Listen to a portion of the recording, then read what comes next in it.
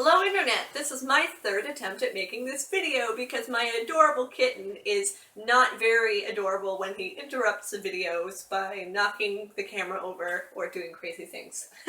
So I'll have a few funny outtakes. Welcome to my latest vlog. It's November 3rd. It snowed today. Crazy times. It's so cold. I'm all bundled up in my sweater. You can see Ariel's peeking out here in between my sweater. Still have a little bit of a list because I'm overcoming dental work that's being done. It's going to be really exciting when it's done. It's going to look really good. So anyway, latest vlog, I have been asked to talk about what you can do at children's parties. And I want to just give a general disclaimer that a lot of people overthink this. You don't need to have a million things to do at a kid's party because you are the big interesting thing. The kids want to talk to you. They want to swim with you. They want you to show them bubble tricks. And if you're comfortable, they want to go for rides. They want to have races. So when you're in the pool, you don't have to worry too much about sort of like formal activities that you're doing. Kids do not get enough unstructured free play. We know this, it's science, it's been studied. They don't get enough unstructured free play and they need a lot of it to develop properly and to be healthy kids and become healthy adults. So it's important for them to have moments that are unscripted and not, okay, we have to do this and now we have to do that and then we have to do this. So don't stress yourself out swimming in a pool if you don't have a million things to do. That being said, there are a couple of things you can do in a pool. If you've got a little bit of money, you can buy some of these Finis monofins for kids. It's about 30 bucks USD, so it's a little more expensive in Canada and other parts of the world. Sometimes you can get them on sale online. I know Mermaid sells them as well too. If you can get a couple of these, then some kids can try them out. I've seen other mermaids take hula hoops into the pool and swim through them and get the kids to swim through them. If you have an underwater camera, you can let the kids use that or get pictures of them. They have a lot of fun doing that. We really just give rides. We answer questions. We swim around with them. The pool part is pretty informal. We like to have that unstructured free play and just have a lot of fun and splash. If there's floaties in the pool, we'll push the kids around on the boats and things like that, or pull them around, and they really like that. So that's a lot of fun. And of course, kids want your approval, so they want to show you things like, oh, look at me, I can dive, or look at me jump off of this, and look at me go off the big water slide. So, you know, you just make a big deal and have a lot of fun. So now when you're having a dry party, or you're going from a pool into a dry party, there are a million things you can do. It's like a never-ending list, but I'd like to show you some of my favorite things. Some of these I do at birthday parties, some of them I do at dry events. I'm not going to show you everything because, you know, I work really hard to make my company as unique as possible and to be sure that we're offering things that people aren't getting anywhere. But I am going to show you some things that I don't mind you trying. So one of my favorite things is a nature box. So I just recycled this old box and I covered it with fishnet and seashells and broken jewelry that I turned into like pearls and things. And inside my nature box, I have natural objects from the ocean. I will caution you that you should check to make sure nobody has a shellfish allergy. And a lot of people that have a shellfish allergy, it's only if they eat it. So it's okay if they touch it, but it's just good to check. So maybe if you're doing this at a party, send out the email to the parent who's booking you and just say, hey, I'd like to bring some seashells and things. Is that okay? Has anyone got a shellfish allergy? And if you're doing a public event, let's say you're at a library or a school, before you take them out, say, I am going to show you some items from the ocean. And if you have a shellfish allergy, please don't touch them. So I have a whole bunch of things in here. I've got a sand dollar, which I love, and we'll talk about that. And basically what I'll do is I'll take the objects one by one, talk about them. Like our sand dollar is missing a piece, so I tell the kids that I tried to eat it and it didn't taste very good, so I ask them not to try to eat them either, because you will get kids who want to put it right in their mouth if they're younger. Everything is like orally fixated because they're teething and things like that, so they want to put everything in their mouth, and it won't taste very good if they do that. So that's my little joke about my sand dollar. But I encourage them to listen, to smell, to touch it, like engage their senses, you know? I mean, anybody can go to the beach and pick up these things, but not every kid can have a mermaid sit down and explain it all to them and make it all special, right? So I've got that. I've got some local seashells that the kids would be used to seeing, like scallop shells. They're big in Nova Scotia. But something that's not so big in Nova Scotia are the lion paw shells. These come from Florida and more tropical places, so when the kids get to see this, they think it's really cool. And also we have tops that are made out of those, so that's something else interesting for them too. I have some dried starfish that they like to look at, and we have a couple of those. I've got some clay from PEI, and it has these holes drilled through it by a certain type of crustacean, and I forget what it's called off the top of my head right now, but we call them angels because when they come out, it looks like little angel wings, and they literally eat through this clay so they have a space to live, but then birds will come along and pick it out, so the kids find that really interesting too. It's good to have a mix of local things and then things that they wouldn't find anywhere else. Of course, we've got lots of different snail shells so that the kids can put it up to their ear and hear the ocean, and sometimes the mermaids will do a little bit like we pretend we're calling each other on our cell phones and talking. It's my shell phone. Hello, Mermaid Beauty, are you there? Kids find that really cute. So I pass it around, and I have my merwrangler make sure to take it all back. So I don't let them keep it because I do give them out little shells and trinkets later, but these are mine that I use for teaching. You can read books and stories, or even just have books so that you have the images there so you can show them. I also have a, I call this a circle box, and inside it are all kinds of different circle activities that I found off the internet or I created them. And they're items that are good for when we've got a group of kids and they're sitting in a circle and they're just sort of paying attention to you. So I've got like ocean theme songs, ocean poems, ocean finger play, which is when you, you know, like this little piggy went to market, this little piggy stayed home, where there's like actually a whole bunch of those that you can do with your hands. There's one about seashells, there's one about fish, and you can just play like little games with your fingers, and little kids, like preschool age, really love that. There's a song about waves that you do actions for and things, and you can find those on the internet, but I don't always remember them off the top of my head, so I put them in my circle box so I can do them for circle time. If you have older kids or adults that you're trying to entertain, a really fun thing you can get are Doreen Virtue's Mermaid Oracle cards, and I really like them. So this is a little book that explains you how to tell fortunes using the oracle cards, but the reasons why I like Doreen's is that they're all really positive affirmation cards. So this one says simplify your life, and there's a little piece of advice on how to simplify your life, and there's a beautiful mermaid there. This one says tranquility, and there's a little bit there about making sure you relax and take care of yourself, and they're all positive. So and then the book gives you a little bit of insight, and you don't have to be a psychic to be able to read them. You know, I tell people when I do it, I say I'm not a psychic, I'm just reading the cards and I've memorized what they mean, and I'm inferring what they could mean to your life and giving you sort of a little positive message to focus on. That being said, every time I've done this, people have found them to be extremely accurate. So who knows, right? I'm not really sure if I believe in all that or not, but it is a really fun activity to do, and it's very positive. That's why I like it. Really good for teenagers too, right? They think that's really cool. Got my hood on because I'm cold. We also give out lots of treasures.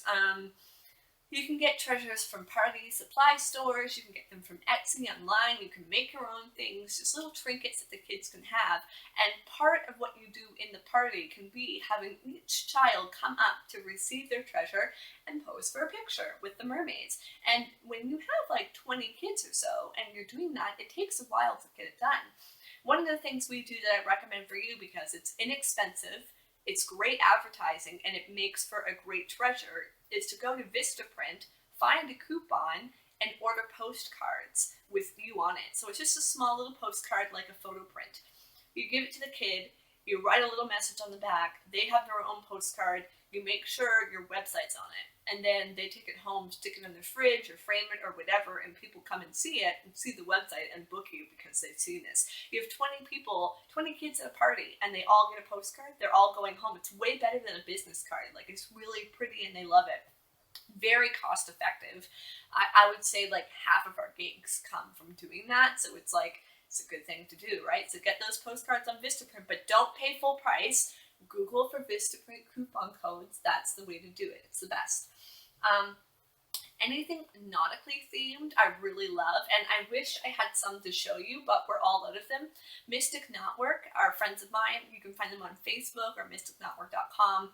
They make beautiful items out of rope, and they weave them into these beautiful knots, and they make bracelets and necklaces and hair things and lots of like home products out of these knots, and they're just beautiful. And they gave me some as a sponsor. They sponsor my workshops, and they gave me some to give out to my clients, and they were gone like so fast, and all the mermaids kept one, and we wore them all summer, these beautiful knot bracelets. You can see there's a video of mine on YouTube, like Raina and Mystic Knotwork, and it's me swimming underwater showing off my bracelets. And they're great because they can go in the water and they last for a really long time, and they're just beautiful. So in terms of giving out treasures, we give out a lot depending on what clients pay for. We try to keep them gender neutral, but I will say that in most of my experience, girls will pick things that are traditionally girly and boys will pick things that are traditionally boy, and I try to encourage them to mix it up. So if I'm giving out a pirate eye patch, I'll offer it to the boys and the girls. Most of the time the boys are the ones that take it, but sometimes the girls take it too. If I'm putting glitter on the girls, I'll offer it to the boys too. So it would be really nice if those gender barriers weren't there, but they still are kind of there, and it can be tricky in the realm of mermaids to find things that are gender neutral, but things like the Mystic Knotwork bracelets, awesome. You know, pirate stuff, awesome. Seashells, awesome. We have a treasure bin here, and it's all decorated, but the cat has pulled pieces off of it, and it's just got little treasures in it. Just little glass beads that the kids love to have as a little memory. So you can do all those sorts of things, and a lot of them just want to ask you questions and spend time with you. You don't have to go above and beyond with a million planned activities, because the kids already, most of their life is that way. They already go to school and do all these planned activities and sit down and listen. They already go to daycare or an after-school program or Excel and do all these planned activities. Like, sometimes kids just want to be spontaneous, and it's really fun to do that. And when you have interesting stuff like this, it helps with behavior issues, right? Because the kids are so engaged and so interested that they don't really consider misbehaving. So I hope that gives you a little bit of an idea to start. If you'd like more ideas, I have a book. If you've never seen my vlogs before, I talk about my book a lot. It's called Fishy Business: How to Be a Mermaid. You can buy it at makemeamermaid.com, and there are often discount codes through the publisher, and I post them on merwrangler.com, and I post them on the Facebook page as frequently as I can. But you can get discount codes for the paperback, or you can buy an ebook and save the paper, which is great. This is filled with everything you could possibly need to become a professional mermaid, and there's a lot of focus on children. I also have a workshop on my website, so if you go to halifaxmermaids.com and you click on Make Me a Mermaid, you will see a section for workshops, and if you click on workshops, there are workshop recordings for how to work with children. And it's a whole 2-hour recording it's like a PowerPoint all set up with different interactive pieces and resources to teach you how to work better with children as a mermaid. And I think it's $25, and it helps me keep my business going, and it helps you get a little bit of professional development and learn what else you can do to work with kids.